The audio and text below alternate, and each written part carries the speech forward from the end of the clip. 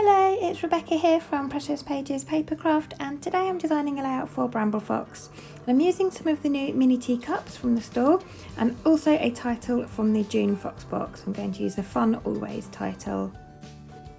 So as you can see, I've got a sketch drawn out there on some kitchen towel. I've been struggling a little bit with my mojo lately and coming up with sort of new ideas of things to do. And I just happened to be cooking dinner one night and a plan started formulating in my head. And I knew by the time I had sort of scrappy time at my desk, I'd have forgotten it. So I quickly grabbed a sheet of kitchen towel whilst I was cooking dinner and started drawing it out on that. So that's why my sketch is drawn on a kitchen towel. But I'm going to use that to create my layout today.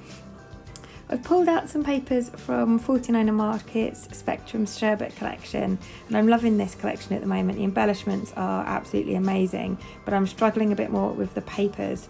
So I've cut some shapes, sort of almost like banners or pockets, out of two of the papers, and I've chosen colours to match my mini teacup perspectives, so pink and yellow. And that set in the store actually comes in two colourways. You can get them in, I think it's called lemon, so you get pink and yellow. It's also available in mint, and I think you get like a pastel-y minty colour and blue. So I've got the lemon set, so I've picked out pink and yellow pattern papers to match.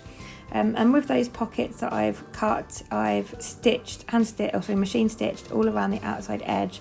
And I've also cut a scalloped strip from the same papers to sit on top of my kind of pockets or banners. And I've raised those up with foam pads for a bit of dimension. And I'm going to have those sit in the middle of my page, kind of at an angle, overlapping with my photo on top.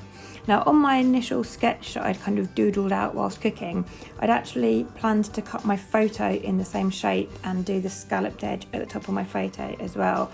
But when it actually came round to it, I wasn't sure it would work well because the top of my photo, it's got my little boy's head, there was no space above his head.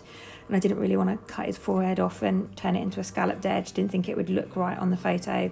So I've just gone for a rectangular photo instead. And I've trimmed it down slightly smaller than 3x4. But I wanted some mixed media to sit behind those pieces. So I've pulled out my Shimmers paints in kind of coordinating colours. And I mixed two together to get a kind of pinky colour. And I think that was Berry Hot, and I think the other one's called Boho Mama or something along those lines. And I just mixed those together on some of my Bramble Fox packaging, and I used a Tim Holtz rubber stamp to just apply it to my background. Wasn't really looking for the packaging technique, didn't want to get my background too wet because there's no gesso on it. So by using that stamp, it's minimised the amount of water I need to have on my background. And I've just literally randomly stamped it all over so that it will show out behind my paper pockets or banners, and then I came in with the same colours and just added some splatters on top of that. Really simple mixed media, but it just adds a little detail to the background, and of course it's coordinating colours with my perspective, so I've tried to get that lovely pink colour.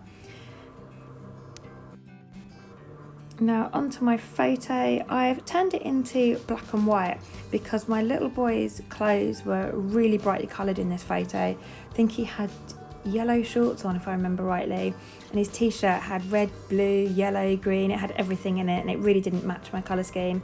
So I've turned it black and white. But what I have done is the little plastic teacup he's drinking from, I have turned that back to its original colour, so that is yellow. And I've just got an app on my iPhone that I use to do that. And I absolutely adore this photo, and it works really well with this perspective set with the little yellow teacups. But it's a couple of years old now, this photo, but I was just sitting having my morning cuppa, as you do, and he came over with this little plastic teacup from his Peppa Pig set and dunked it in my cup of tea. To get a little bit in his cup. So I ended up having to go and wash his cup out, make sure it was clean. And then literally every day for about a week, he came over and dunked his little yellow cup in my tea every morning to have his own little bit of tea. So he had lots of fun doing that, which is why I've pulled out the Fun Always title from the June Fox box. Not only does it colour match perfectly, but he had great fun doing this every morning. Obviously he was young enough that he hadn't started nursery yet, so our mornings were spent together sharing my cup of tea. So I've kept that yellow to match those perspectives and the colour scheme.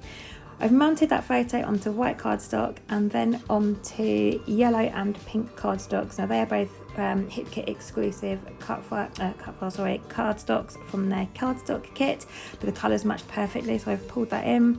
And then I've got some embellishments here from the Spectrum Sherbet collection. So there's lovely leaf sprigs and some florals and a little they're acetate butterflies though, so really pretty.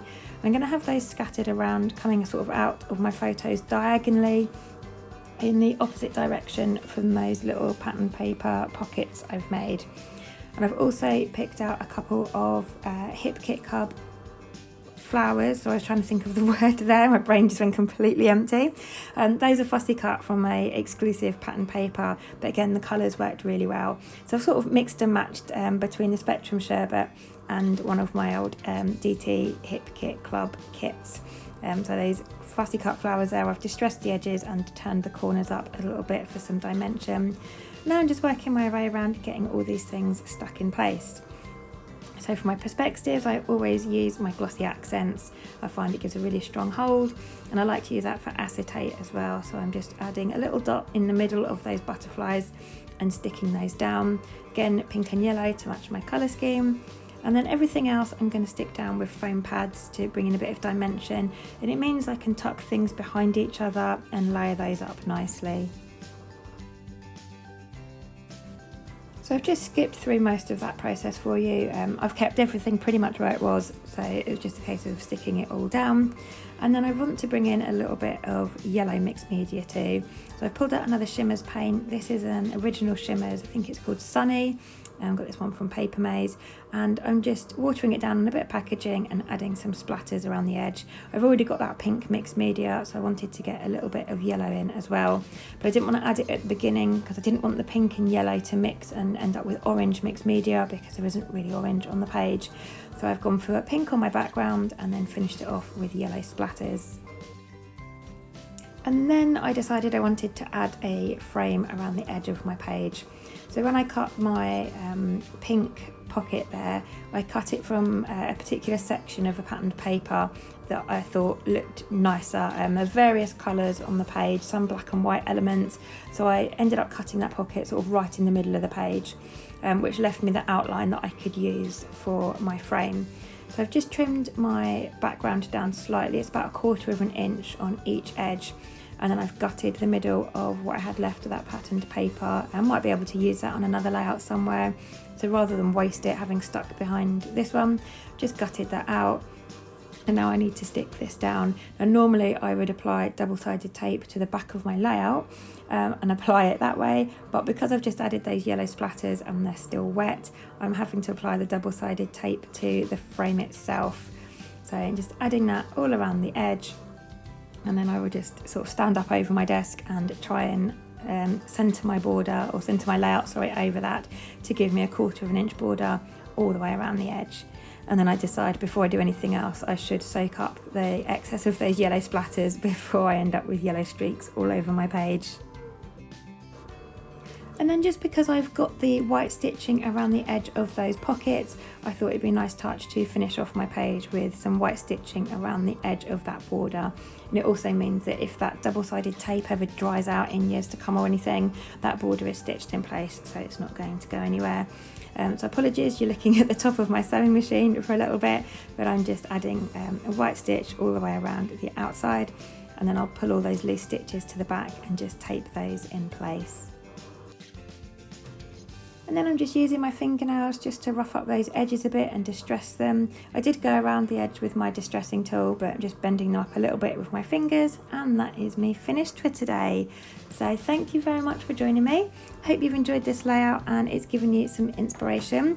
Those little teacup sets are also available in the store already. Like I said, they are in 2 colourways, so I'll pop a link in the description box below to the store, also to our Foxbox subscription page where that beautiful title is from, and I'll also leave a link to our Bramble Fox Friends Facebook group. So if you're not already a member, please do head over and join. You'll find loads of inspiration from the DT, from our group members, and you can also take part in our monthly challenge there and win a gift card to the store.